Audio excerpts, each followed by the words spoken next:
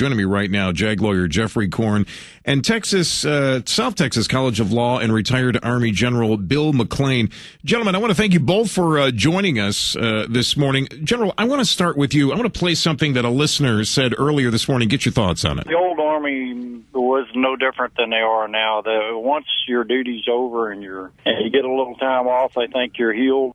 General, would you agree with that statement that where Sergeant Robert Bales is concerned that maybe the Army thought he was okay after he went through a tour or two?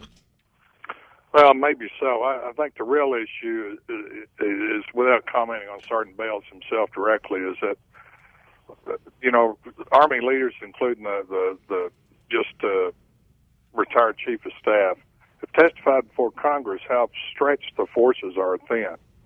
And we've had repeated tours, as this man was on his fourth tour overseas in a combat zone, with very little downtime between the two. And, you can talk about healing physical injury, but when you talk about the stress and strain on individuals and their families, I don't think we can really understand what that stress and strain is on these folks. That is not an excuse, right, for what would happen, but I think we need to look very seriously at the size of the force was too small to support this. General, thank you. And JAG lawyer Geoffrey Corn, South Texas College of Law, also joining us this morning. They're going to use that brain injury as a defense, I would assume. Jeff, they would also use the fact that he saw one of his best friends killed the day before. Well, that's right. I mean, the court-martial process will give this soldier the right to raise any defense that any civilian would be able to raise in any courtroom in the United States, including the defense of diminished capacity or what we call sudden heat of passion, where you're in a rage because of something you saw. But that evidence of his friend being hurt can also work in favor of the prosecution because he had time to think about it and contemplate what he wanted to do in response. And if they bring it forward as evidence of rage or anger or vengeance, it really would support the notion that he knew exactly what he was doing and that he did this deliberately and with premeditation, which are the evidentiary elements of proving first-degree murder.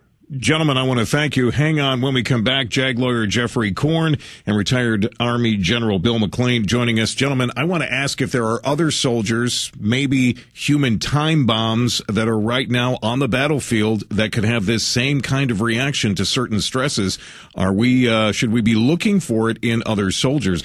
And General, just before the break, I asked this question. Do you feel there are more soldiers on the battlefield right now that are suffering from the same kinds of things that Sergeant Bales was suffering from? I mean, do we have some human time bombs ticking over there? I don't know why I'd call them human time bombs, man. I think that it's just like in the bad weather this morning, there's the potential that a tornado could damage your house. Will it happen? Who knows? Right. And I think that's the same kind of thing we're facing here. There's a potential for that, but whether or not it will happen is total speculation. Geoffrey, let me ask you this question. Would it behoove us to maybe do a little more due diligence when it comes to some of these mental illnesses, PTSD, and others before something bad does happen? Well, look, I think we have to bear in mind that the fact that this is such an aberration is really a credit to the military. I think they've done a pretty admirable job of adjusting their view of battle stress and the impact of that on the force, of screening soldiers.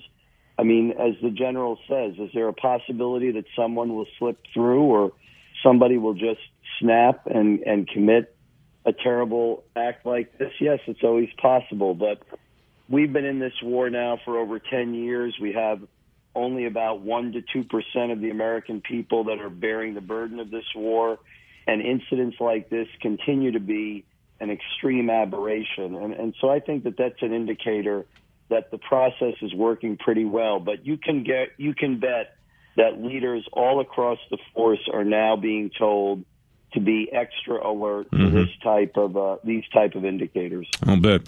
Gentlemen, I want to thank you both for your expertise and for joining us this morning. JAG lawyer Geoffrey Corn from South Texas College of Law, also retired Army General Bill McLain.